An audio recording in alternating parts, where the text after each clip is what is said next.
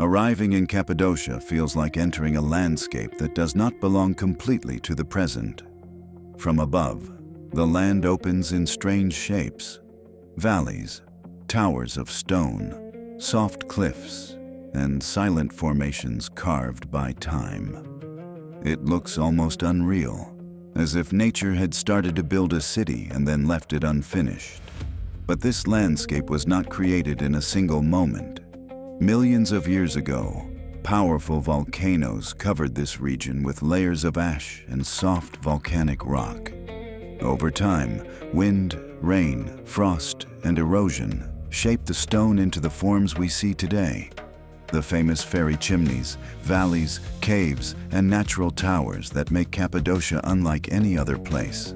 And then, humans came. They did not only live beside the rock, they entered it. For centuries, people carved homes, churches, storage rooms, monasteries, and entire underground spaces into the soft stone. What from the sky looks like a natural wonder was also, for many generations, a place of shelter, faith, work, and survival. Cappadocia stood at the crossroads of cultures and empires. Hittites, Persians, Romans, Byzantines, Seljuks, and Ottomans all left traces in this region. Its name is often connected with the ancient idea of a land of beautiful horses, but its deeper identity is written in the stone itself. Here, the landscape became architecture. The valleys became roads, the caves became homes, and the silence became protection. Looking down from above, I realized that Cappadocia is not only beautiful because of its shapes, it is powerful because people learned to live inside this unusual world, turning a fragile volcanic landscape into one of the most memorable places in human history. This is my first view of Cappadocia, a land shaped by fire, softened by time, and inhabited by imagination. Inside these small carved rooms, Cappadocia becomes much more intimate. After the wide valleys and dramatic landscapes outside, this place brings the story down to a human scale. Narrow entrances, low ceilings, simple walls, and quiet spaces where daily life must have been reduced to the essentials. These cells were not built to impress anyone. They were places of retreat. Here, people lived with very little, protected from the outside world, but also separated from it. The silence was not empty. It was part of the life they chose, or sometimes the life they needed. I imagine the passing of days in these rooms. Small lamps, cold stone, whispered prayers, footsteps in dark corridors. A life measured not by comfort, but by discipline, patience, and endurance. What impresses me here is not size or beauty. It is simplicity. These spaces remind me that history is not always loud. Sometimes it survives in the smallest rooms, in places where people disappeared from the world in order to find meaning within it.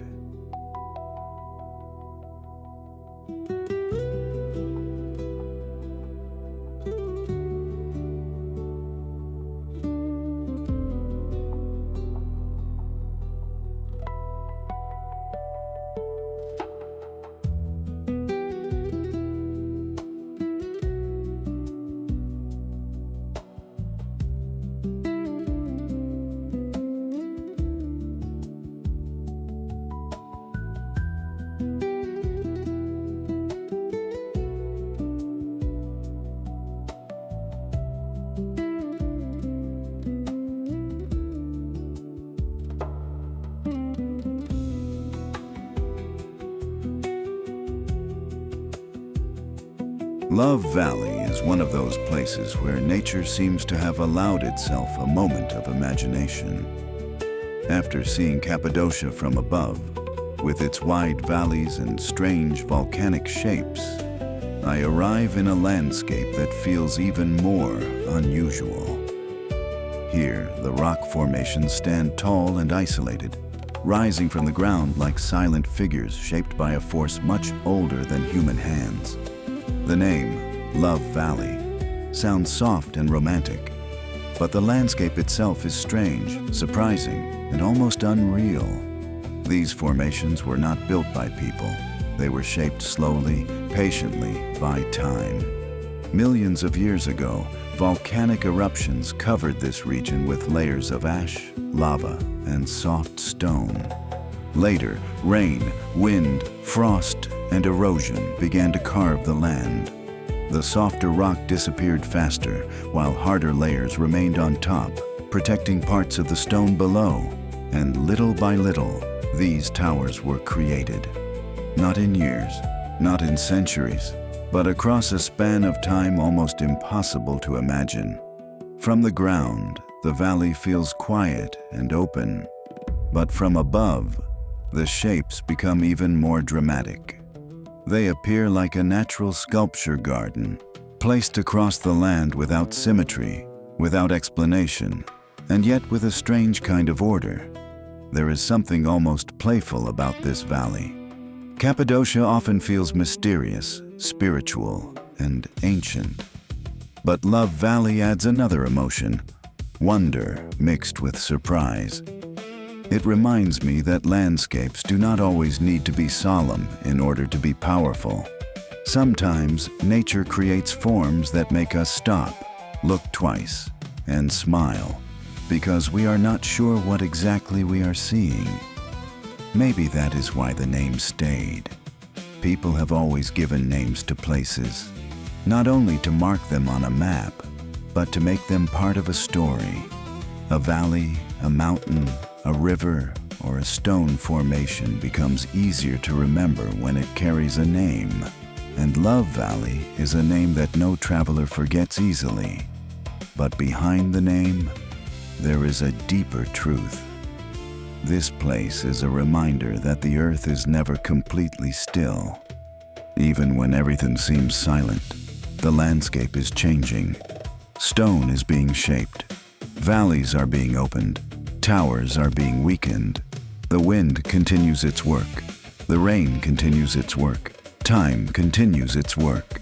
And we arrive only for a moment. We take pictures, fly a drone, walk between the formations, and try to capture something that has been forming long before us and will continue to change long after we leave. In this valley, I feel the contrast between human time and geological time. For us, a journey can feel long if it lasts a few days. A road can feel difficult if it takes a few hours. But this landscape was not made in the rhythm of human life. It was shaped in the rhythm of the planet itself. Slowly, without hurry, without intention, and still, the result looks almost intentional. That is what fascinates me most. Love Valley does not feel designed, but it feels meaningful. The shapes seem to ask for interpretation. Some travelers see humor, others see beauty, others simply see another strange miracle of Cappadocia. But whatever we see, the valley gives the imagination space to work. And maybe that is part of its charm. Not everything needs to be explained immediately. Some places are impressive because of their history, some because of their architecture, some because of the people who live there. But Love Valley is impressive because of form, light, silence, and imagination. As the drone moves above the valley, the landscape begins to look less like a simple tourist attraction and more like a memory from another world. The stone towers cast shadows. The paths curve between them. The colors change with the light. What seemed strange at first slowly becomes beautiful. And the longer I look, the more I understand that Cappadocia is not only a place to visit, it is a place to observe, a place where you must give your eyes time to adjust, because at first the formations seem unusual, then they become fascinating, and finally they begin to feel almost alive. Love Valley may carry a light name, but the place itself holds something ancient and serious. The patient creativity of nature. No architect planned these towers. No sculptor signed them. No king ordered them to be built. They simply emerged from fire, ash, wind, rain, and time. And perhaps that makes them even more impressive. Here, in the middle of Cappadocia, the land tells a story without words. A story of destruction and creation, of softness and resistance, of forms that should not exist and yet stand proudly beneath the sky. And as I look across Love Valley, I realize that this journey through Turkey is not only about civilizations, ruins, or monuments. Sometimes the most unforgettable places are not made by history.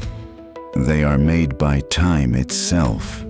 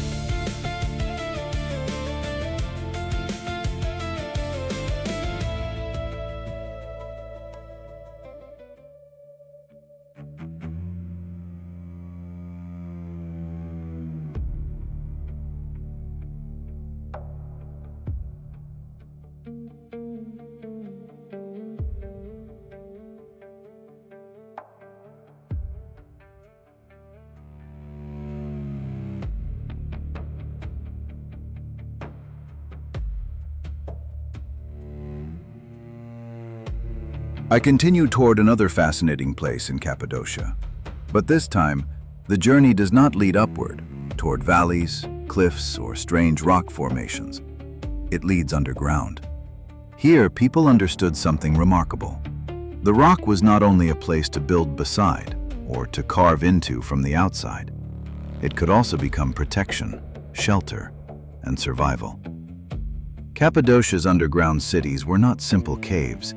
They were complex, hidden worlds beneath the surface, with tunnels, rooms, storage areas, wells, ventilation shafts, stables, kitchens, and places for prayer. In times of danger, when armies, raids, or persecution threatened the communities above, people could disappear into the ground and continue living in secret. What impresses me here is not decoration. It is intelligence. Every passage seems to have a purpose. Narrow corridors forced attackers to slow down. Heavy round stone doors could block access. Ventilation shafts brought air deep into the structure. Wells provided water. Storage rooms kept food safe. This was not just hiding. This was planning. Walking through these tunnels, I try to imagine what it must have felt like to close the stone door behind you and leave the outside world above your head. No sky, no horizon, only lamps, footsteps, whispers, and the sound of people waiting. Families, children, animals, priests, workers, all gathered inside the earth, hoping that the danger above would pass. There is something powerful and unsettling about that thought. From the outside, an enemy might see only silence, empty houses, quiet paths, no sign of life.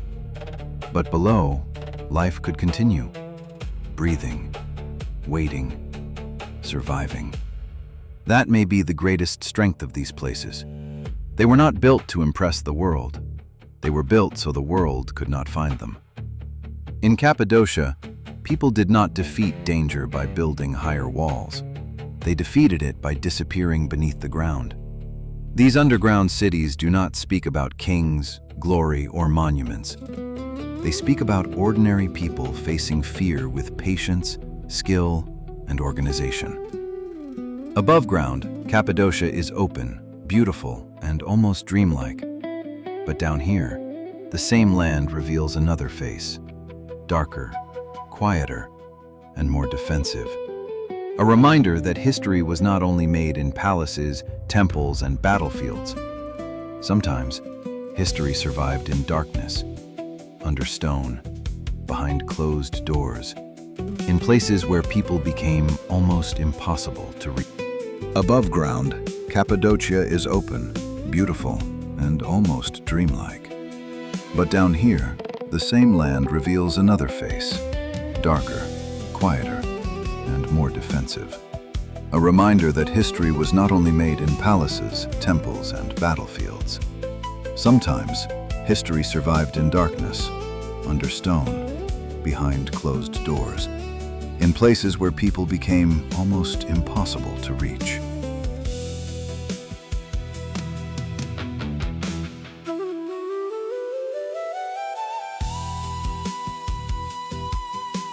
As the sun lowers over Cappadocia, the land begins to dream in gold and shadow. The balloons rise slowly above the valleys, weightless and silent, like thoughts released into the evening sky. Beneath them, the stone formations stand in the fading light, strange, ancient, and calm, as if they have seen countless sunsets before this one. Cappadocia does not need to speak loudly. Its beauty comes quietly.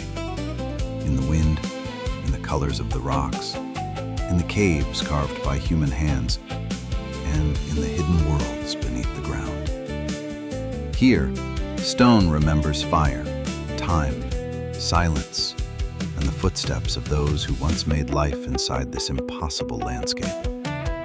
And now, as the last light disappears behind the horizon, I feel that I am not simply leaving another place behind. Cappadocia stays with me, not as a destination, but as a memory already beginning to follow me.